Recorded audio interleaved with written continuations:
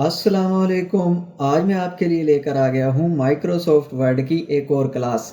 और आज हम सीखेंगे कि हम अपने डॉक्यूमेंट में हाइपरलिंक कैसे ऐड कर सकते हैं।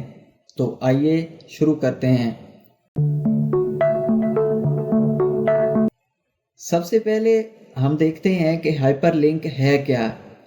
अगर कोई टेक्स्ट हो और उसके पीछे कोई किसी वेबसाइट का लिंक दिया हुआ हो तो हम उस टेक्स्ट पर क्लिक करेंगे तो वो जो टेक्स्ट है वो हमें उस वेबसाइट पर लेकर जाएगा जिसका लिंक हमने उसके बिहाइंड दिया हुआ है। इसको हाइपरलिंक कहते हैं।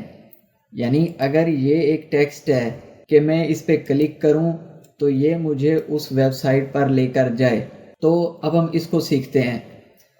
देखें, ये मेरे पास पैराग्राफ है, जैसे कि ये अलीगढ़ इंस्टीट्यूट गज़िट है, या नीचे आ जाते हैं तो ये अलीगढ़ मुस्लिम यूनिवर्सिटी है। अब मैं इस डॉक्यूमेंट के पढ़ने वाले की आसानी के लिए इस पर उस यूनिवर्सिटी का लिंक भी डाल देता हूँ ताकि वो यूनिवर्सिटी की वेबसाइट का विज़िट करना चाहे तो वो यहीं से ही क्लिक करके कर ले। तो ये मैं कैसे करूँगा? सिंपली मैंने इसको सेलेक्ट किया, यहाँ मैं इंसर्ट के टैब में गया, यहाँ पे है हाइपरलिंक, यहाँ पे मैंने क्लिक किया और ये नीचे एड्रेस है, यहाँ पे मैं वो टेक्स्ट कॉपी करके पेस्ट कर देता हूँ जो उस यूनिवर्सिटी का एड्रेस है।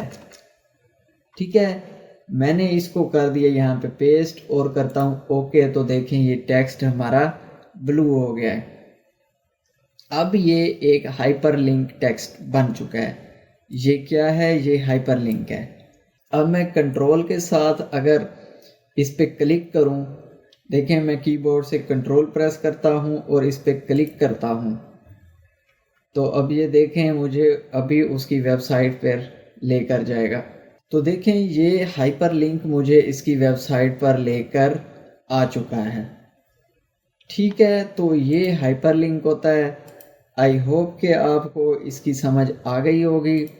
नाउ ये ज़रूरी क्यों होता है? ये किसी भी डॉक्यूमेंट के रीडर की सहूलत के लिए इस हाइपरलिंक को ऐड किया जाता है। जैसे आप गूगल पे जाते हैं या कोई भी वेबसाइट सर्च करते हैं तो उसमें मुख्तलिफ़ किस्म के हाइपरलिंक दिए हुए होते हैं। आप वहीं पे क्लिक करके दूसरी वेबसाइट पे चले जाते हैं। आपको वहाँ पे अलहदा से जाके फिर उसे नहीं एंटर करना पड़ता उस वेबसाइट का एड्रेस के, फिर उसमें टाइम भी लग जाता है। आप इस तरह पढ़ते पढ़ते एक ही डॉक्यूमेंट में फिर वहाँ से किसी दूसरे उस हाइपरलिंक के ज़रिए किसी दूसरी वेबसाइट पे चले जाते हैं, फिर बैक करते हैं, फिर उसी पे आ जाते हैं। तो ये काफ़ी यूज़फुल होता है रीडर के लिए। तो आई होप कि आपको आज की ये क्लास अच्छे से समझ में आ गई होगी। अगर वीडियो इन्फॉर्मेटिव लगी है तो इसको लाइक करें और अगर चैनल को अभी तक सब्सक्राइब नहीं किया तो इसे सब्सक्राइब करें। Thank you.